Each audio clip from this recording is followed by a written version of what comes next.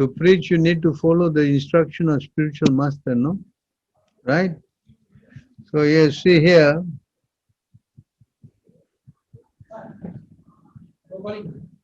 when the devotee does stop preaching work, welfare activity for others, those who are ignorant of the benefits of devotional service must be educated by preaching. If one stops preaching and simply sit down in a solitary place, he is engaged in material activity. You understand? Someone who don't preach, that means his activities are material, contaminating. If one desires to make compromise with Mayavadis, then he is also engaged in material activities. You understand? You think that the Mayavadis are all right, we are also all right, they are also okay, you know? Huh? A devotee should never make compromise with non-devotees. By acting as a professional man, now they are very popular now. What is that? I am a what? Life coach, yeah? Yes? They are advertising themselves as what? Life coaches, is it? Hmm? Correct. Huh? So, a mystic yogi or miracle man, one may cheat and bluff the general public and gain fame as a wonderful mystic. But all this is considered to be dust, straw, and sand, grains of sand within the heart. You know, they won't get millions of hit in the YouTube and all this kind of stuff. But if their consciousness is polluted, yeah, compromising Mayavats, then it's all material activity. It's not spiritual. Is it clear? Yes? You can unmute yourself, no problem, Can you unmute? So that I can hear, otherwise it's just not hearing. Can all of you unmute,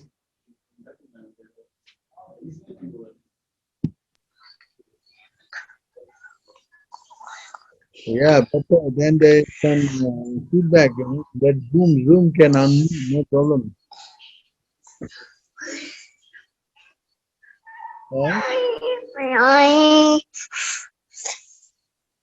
So you understand this point?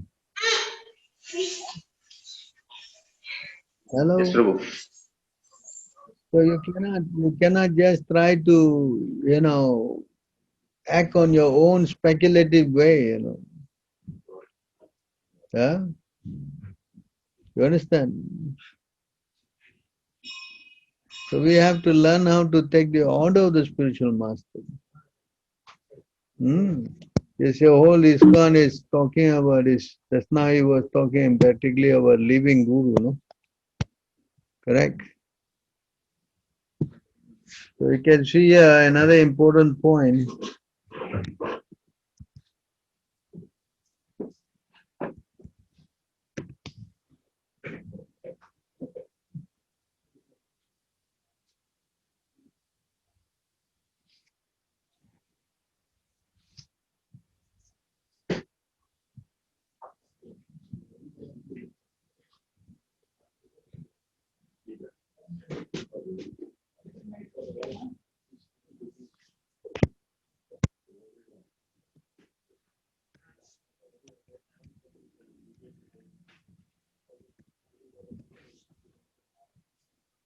So you see here,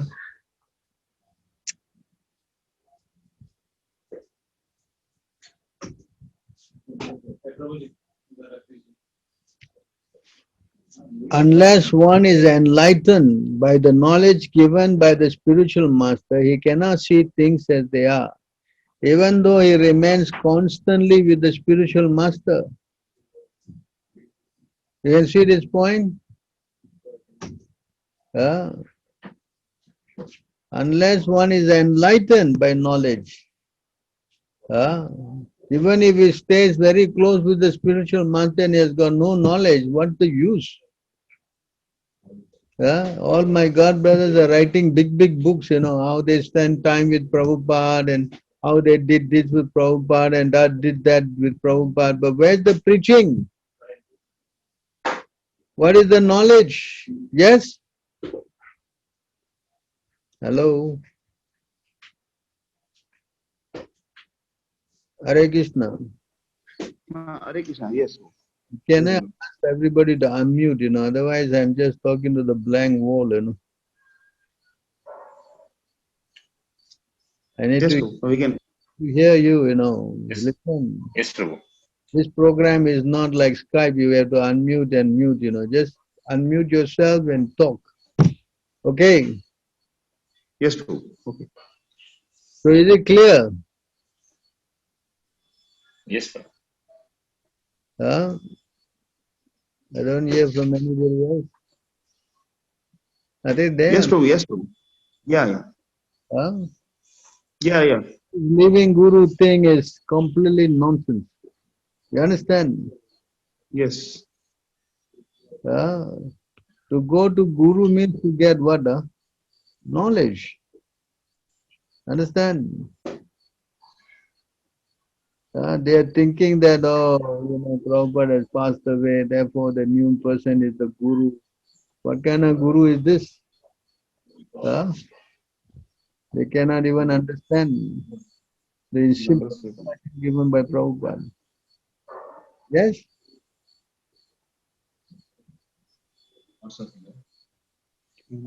Anybody got any other question? Prabhu, there is a question in the chat from Majanya Mataji. Okay. Whenever I say about the regulatory principle to person, especially to young person, they say this regulatory principle are against their individual freedom. Can you explain how individual freedom is protected in Krishna consciousness? Actually, when you say individual freedom, that means you're talking nonsense. The spirit soul is never, there's no freedom for the spirit soul, You can see this verse here.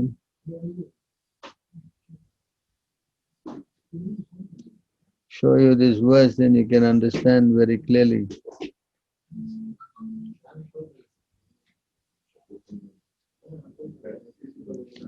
It is in the coming from the Srimad Bhagavatam.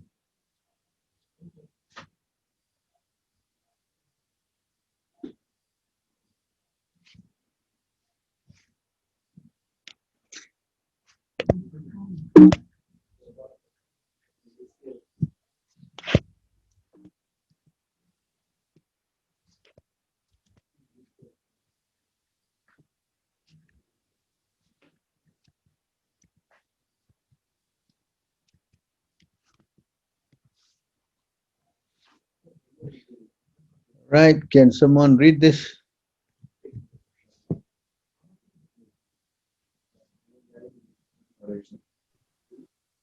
Hello? Oh Lord, although the living entities who have accepted your okay, just a minute. Okay. Oh Lord, although the living entities who have accepted material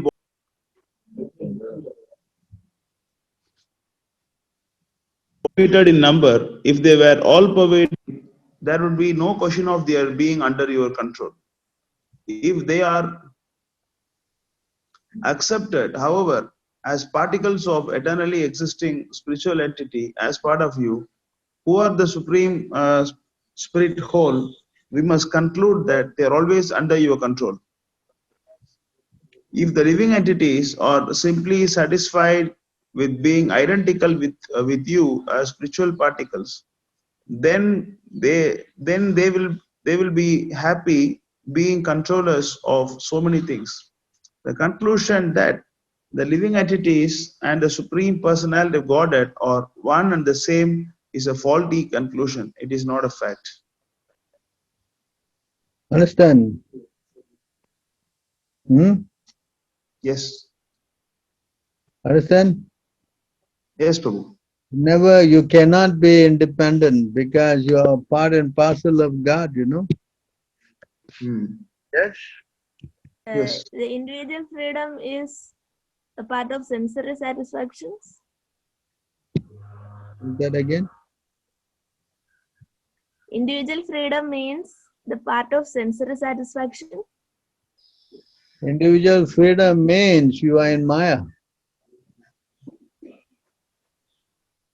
You think that you Okay. are free, but actually you are under the control of three modes of mental nature. Understand? You see here, the living entities in this conditioned world are my eternal fragmental parts. Due to conditioned life, they are struggling very hard with the substances which include the mind. Ah, the living entity falsely think is free.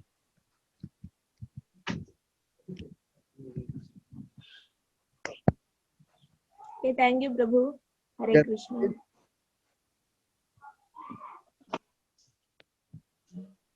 can you read? Unmute yourself. Please tell everybody to unmute themselves. Mataji, you read that. Mataji, you read.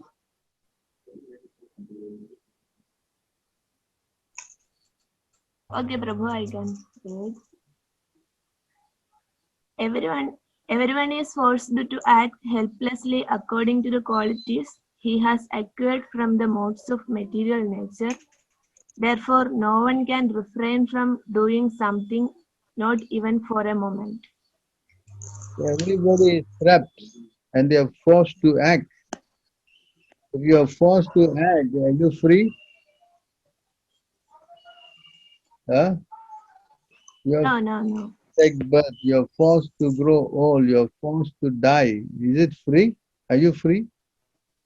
No, Prabhu. This is nonsense. Thinking you're independent, free.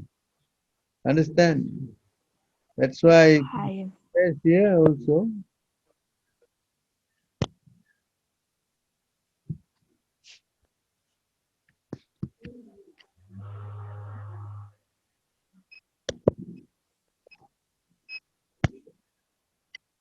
Can someone read this?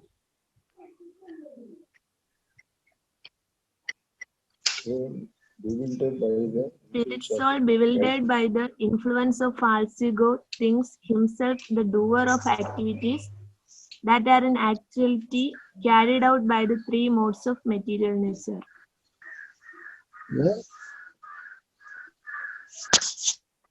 So you cannot act independently. You are actually under the control. Understand? Anyone Okay. who thinks he is independent, he is covered by Maya. Yes. Okay, Prabhu, thank you. Hare Krishna.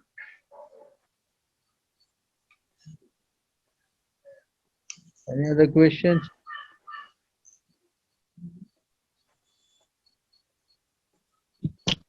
From our side.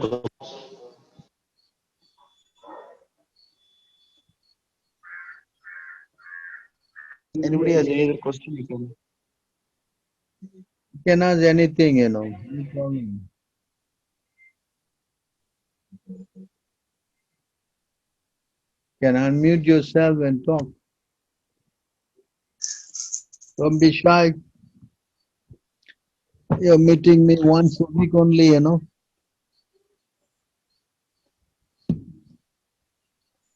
Yes.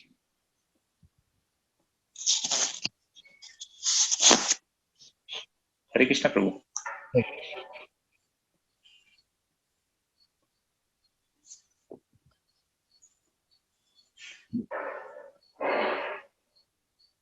What's the question? Regarding the health aspect, how a devotee should think regarding if should he carry on with his devotional activities and don't care about his health, or he should take care of his health along with the devotional activities.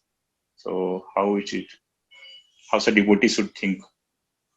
All right. Very good question.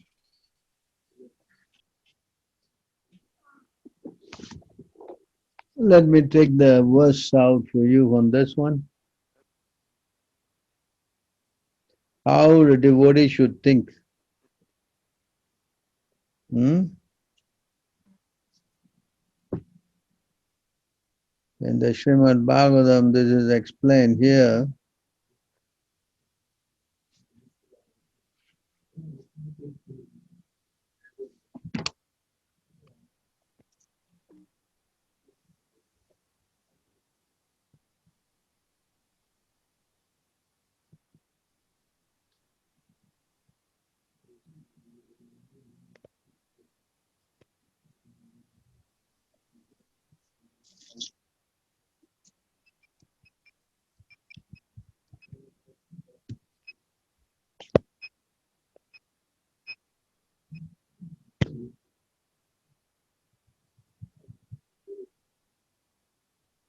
Okay, read.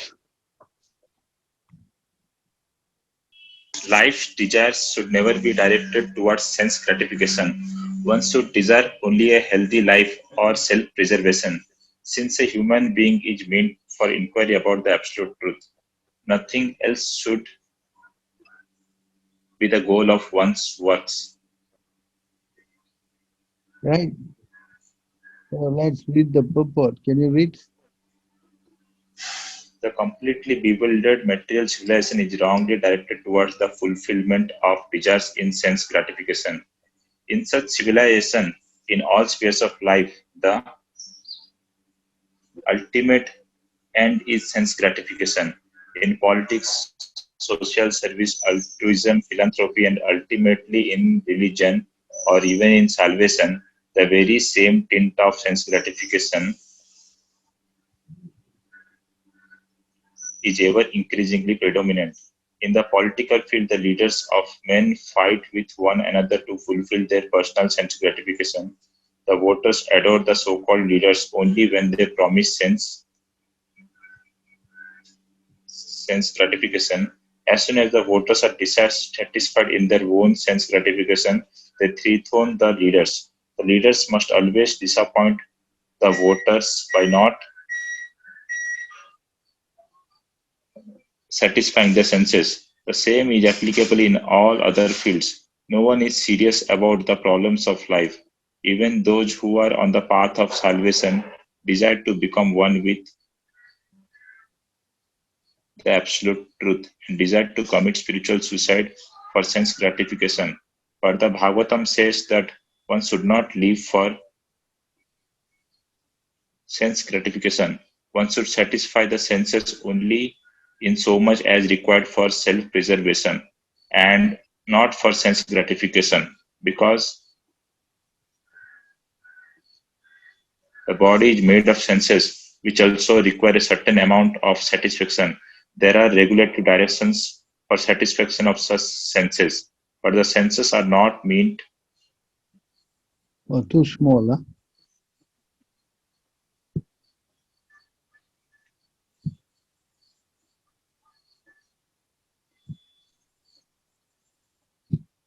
Okay. Complete bewilderment, material The civilization. completely bewildered material civilization is wrongly directed towards the fulfillment of desires in sense gratification. In such civilization, in all spheres of life, the ultimate end is sense gratification. In politics, social service, altruism, philanthropy, and ultimately in religion or even in salvation, the very same tint of sense gratification is ever increasingly predominant. In this, In the political field, Yes, Prabhu. in the political field, the leaders of men fight with one another to fulfill their personal sense gratification.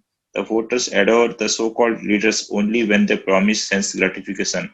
As soon as the voters are dissatisfied in their own sense gratification, they dethrone the leaders. The leaders must always disappoint the voters by not satisfying their senses. The same is applicable in all other fields. No one is serious about the problems of life. Even those who are on the path of salvation desire to become one with the absolute truth and desire to commit spiritual suicide for sense gratification. But the Bhagavatam says that one should not live for sense gratification.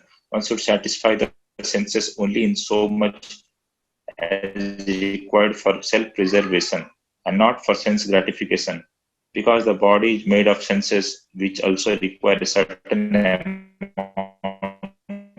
of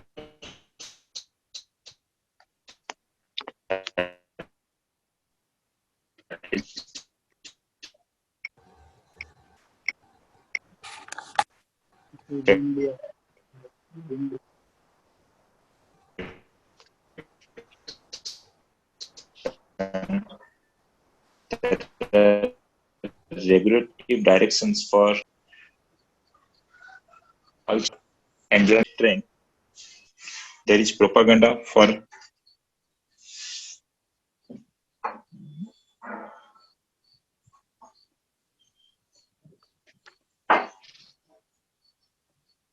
propaganda for family planning, but foolish men do not know that family planning is automatically executed as soon as there is search after the absolute truth. Seekers of the absolute truth are never allured by unnecessary engagements in sense gratification, because the serious students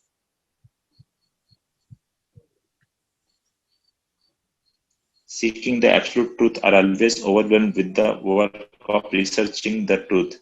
In every sphere of life, therefore, the ultimate end must be seeking after the absolute truth. And that sort of engagement will make one happy because he will be less engaged in varieties of sense gratification. And what that absolute truth is explained as follows.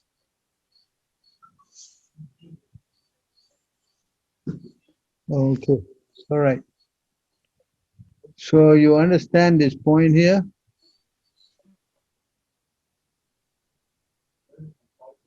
Hmm? Yes, Prabhu. Yes, Chaitanya Prabhu. Your body so that you can execute your devotional service, you know. That should only be the goal. Because without a healthy body, you have a problem, you know, performing your spiritual practices, right? Hmm? Generally, if you follow the process, then you will have a healthy body. Understand? If you follow waking up in the morning and chanting, you should have no problem. Understand? You will be free from all this kind of diseases and all that, you know. Yes?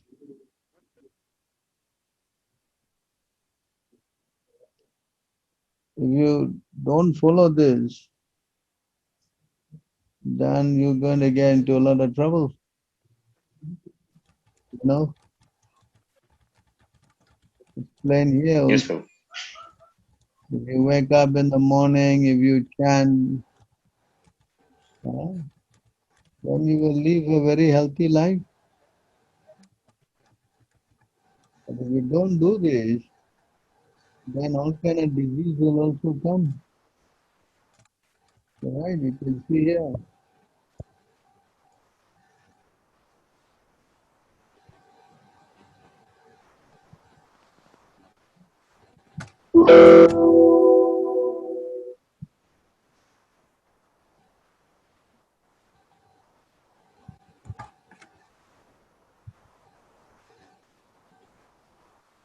You want to read this?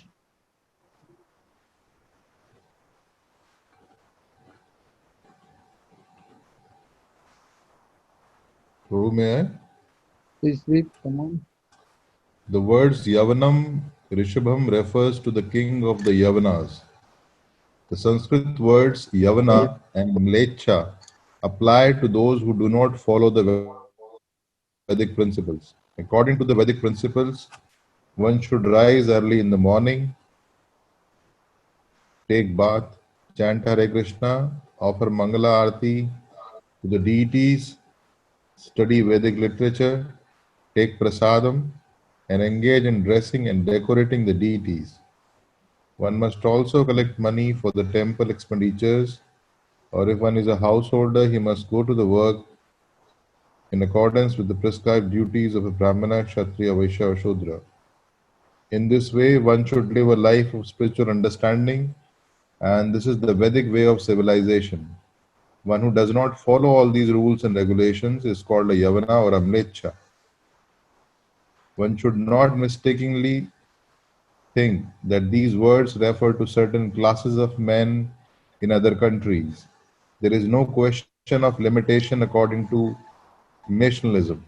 Whether one lives in India or outside of India, he is called a Yavana or a Mlecha if he does not follow the Vedic principles. One who does not actually follow the hygienic principles prescribed in the Vedic rules and regulations will be subjected to many contagious diseases. Because the students in this Krishna consciousness movement are advised to follow the Vedic principles, they naturally become hygienic. If a person is Krishna conscious, he can work like a young man even if he is 75 or 80 years old. Thus, the daughter of Kala, time, cannot overcome a Vaishnava. Srila Krishnadas Kaviraj Goswami engaged in writing Chaitanya Charitamrita when he was very old, yet he presented the most wonderful literature about the activities of Lord Chaitanya. Srila Rupa Goswami and Sanatana Goswami began their spiritual lives at a very old age. That is, after they retired from their occupations and family lives. Yet they presented many valuable literatures for the advancement of spiritual life. This is confirmed by Srila Srinivasa Acharya, who praised the Goswamis in this way. Nana Shastra Vicharanayaka Nipunau Sadharma Sansthapakou Lokanam Hitkaranyau Tribhunne Manna Sharanakaru Radha Krishna Padarvind Bhajananandena Matkalikau Vande Rupa Sanatana Raghuyugo Sri Jiva Gopalakau. I offer my respectful obeisances unto the six Goswamis, namely Sri Sanatana Goswami, Sri Rup Goswami, Sri Raghunath Bhatta Goswami, Sri Raghunath Das Goswami, Sri Jiva Goswami, and Sri Gopal Bhatta, who were very expert in scrutinizingly studying all the revealed scriptures with the aim of establishing eternal religious principles for the benefit of all human beings. Thus, they are honored all over the three worlds, and they are worth taking shelter of because they are absorbed in the mood of the gopis and are engaged in the transcendental loving service of Shri Radha and Krishna. Thus, Jara, the effect of old age, does not harass a devotee. This is because a devotee follows the instructions and the determination of Narada Muni. All devotees are in the disciplic succession stemming from Narada Muni because they worship the deity according to Narada Muni's direction, namely the Narada Pancharatrika Vidhi.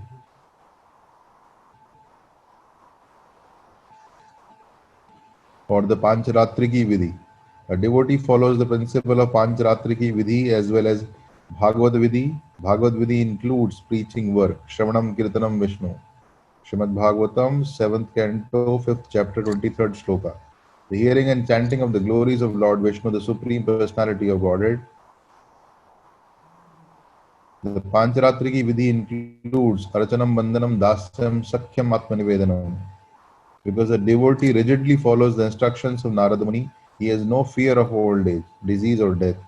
Apparently, a devotee may grow old, but he is not subjected.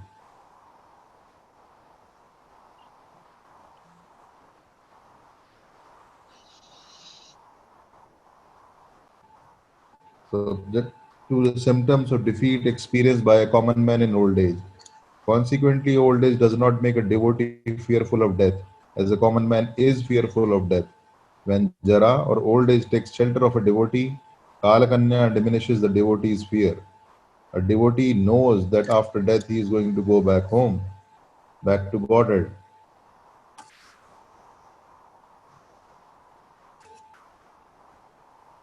Therefore, he has no fear of death. Thus, instead of depressing a devotee, advanced age helps him become fearless and thus happy. So you understand?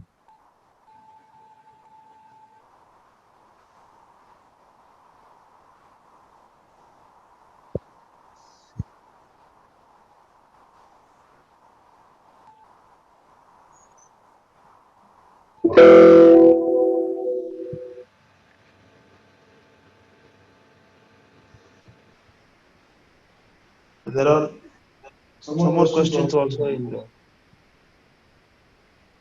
the chat room.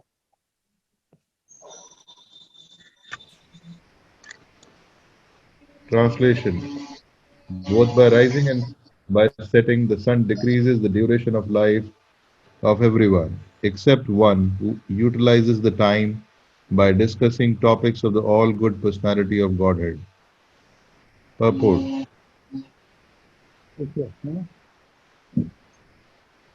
So you understand now how you can become healthy by following the system that you are giving spiritually. Wake up morning, chanting the holy name, engaging in puja, reading the Bhagavatam. Yes, this your old age and disease will not touch you.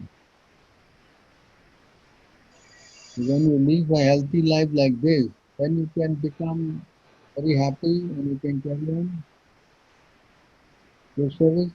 Yes.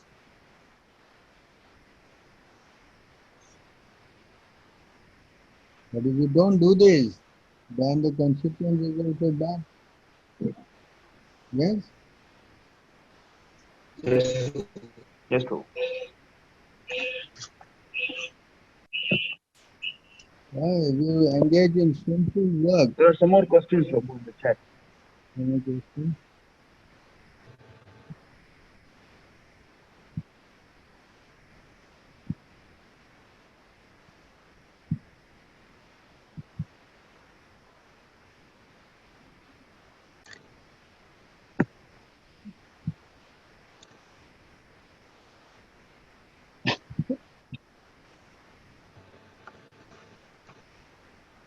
Okay, question.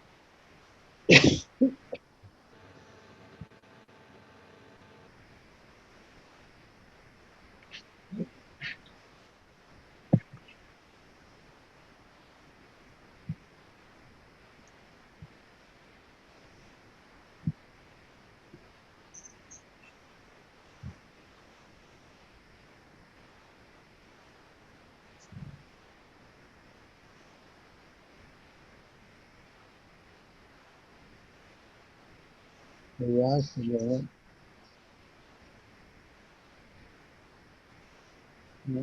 whenever I say that what do you mention about following the father's word, but what if my father is not devotee and not supportive of devotional service? How can I keep on with devotional service at the same time not disrespect my father?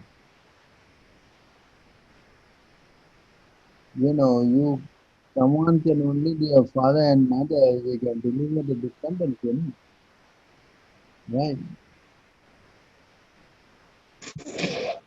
So what I think,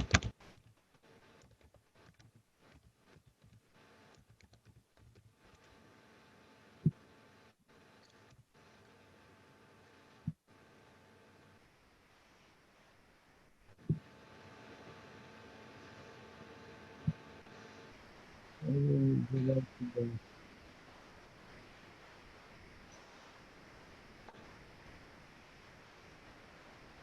can you see my screen?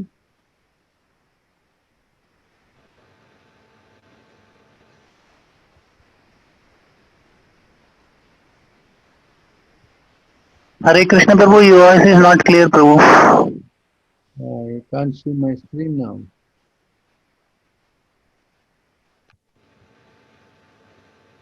I don't know, I'm still having screen.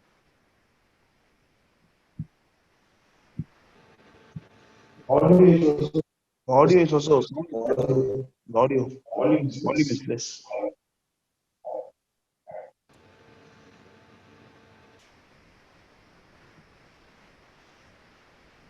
Can you see my screen again? Hello? Yes, Prabhu. Yeah, here in this verse,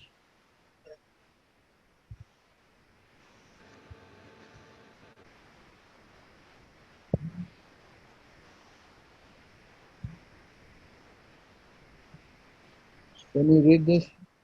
You ask this question.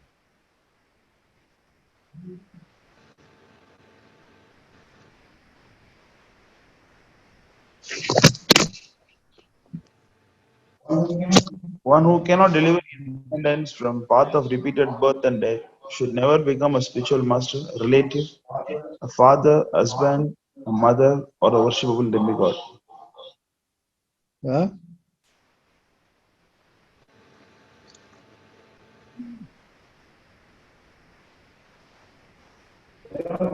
There are many spiritual masters. Vishwadev advises that one should not become a spiritual master if he is unable to save his disciple from path of birth and death.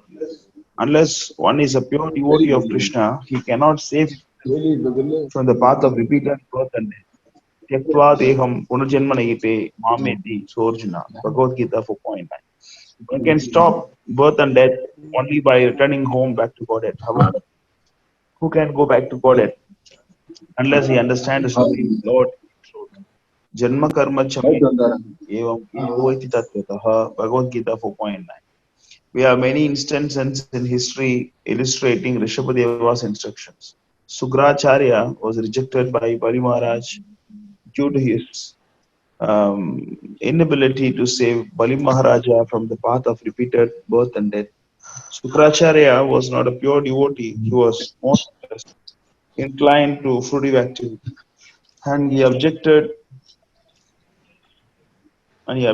when Bali Maharaj promised to give everything to Lord Vishnu. Actually, one is supposed to give everything to the Lord because everything belongs to the Lord. Consequently, the Lord, Supreme Lord advises in Bhagavad Gita 9.27, Yat karoshi dashnasi yat jugoshi tadosi yat tapasyasi kaunteya tat kurushva madarpanam. O son of Kunti, all that you do, all that you eat, all that you offer and give away, as well as all austerities you may perform, should be done as an offering unto me. This is bhakti. Unless one is devoted, he cannot give everything to the Supreme Lord. Unless one can do so, he cannot become a spiritual master, husband, father, or mother.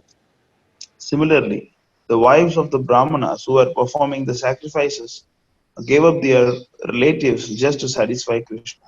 This is an example of a wife being a husband who cannot deliver her from the impending danger of birth and death. Similarly, Prahlad Maharaja rejected his father and Bharata Maharaja was rejected his mother, Janani Sasyat. The word Deivam indicates demigod or one who accepts the worship from a dependent. Ordinarily, the spiritual master, husband, father, mother, and superior relative accept worship from an inferior relative. Accepts worship, sorry, but here Rishabhadeva forbids it. First, the father, the spiritual master, or husband must be able to release a dependent from repeated birth and death. If he cannot do so, if he cannot do this, he plunges himself into the ocean of reproachment for his unlawful activities. Everyone should be very responsible and take charge of his dependents, just as a spiritual master takes charge of his disciple, or a father takes charge of his son. Take charge of his son. All these responsibilities cannot be discharged honestly unless one can save the dependent from repeated birth and death. You understand?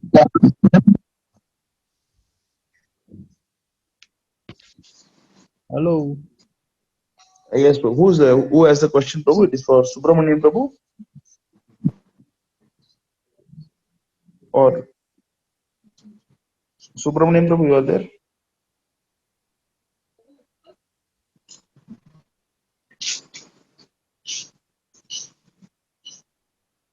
So one of the regulative principles say no meeting. Does that also include onion and garlic?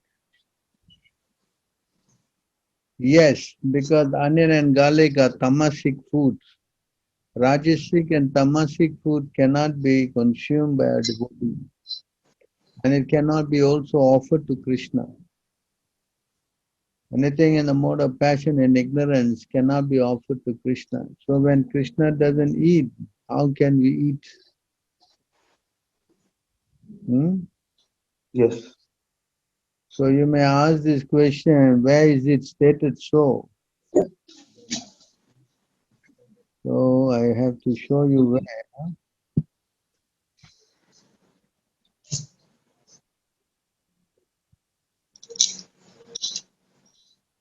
I have to go to the, how to do this. Maybe I can go here.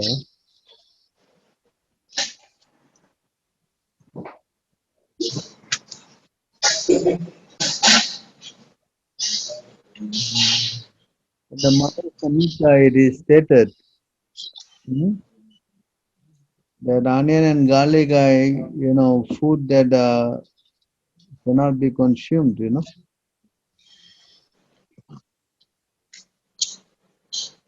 I can read to you.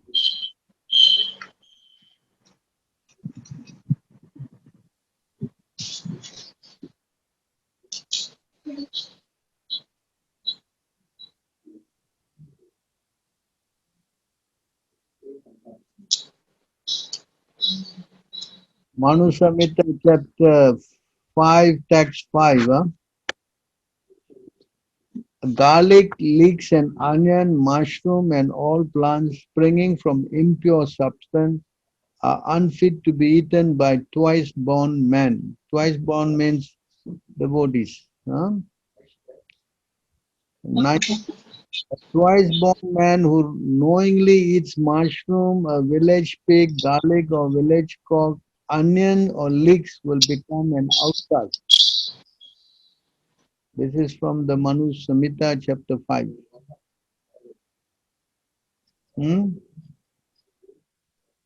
Clear? Is it in the screen, Prabhu? Did you read from the screen? We don't see in the screen. Oh my, see, I don't know where. Okay. Okay, fine. I have to put my, this, what do you call that?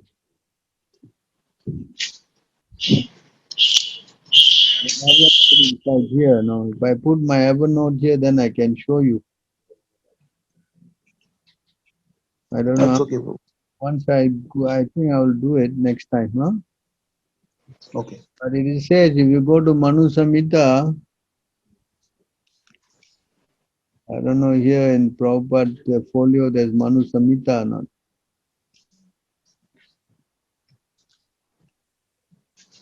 Try to find that out next time, huh? All right, what is next?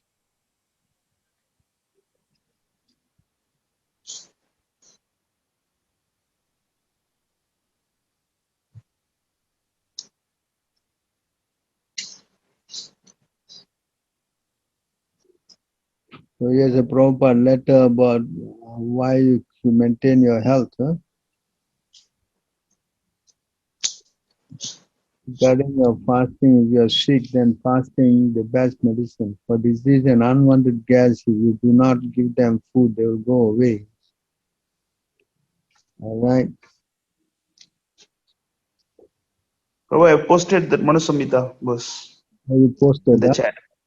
In the chat. Very good. Onion is also very agitating.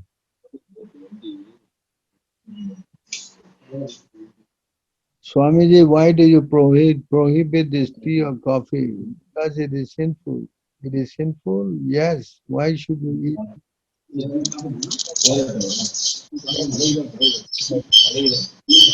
Prohibited. Reviving high blood pressure. That is garlic. Garlic, don't want. You don't want garlic, onion, prohibited. And at the bottom, I mentioned that Manu Samhita verse, Prabhu. Yes. How about offering very salt or less salt?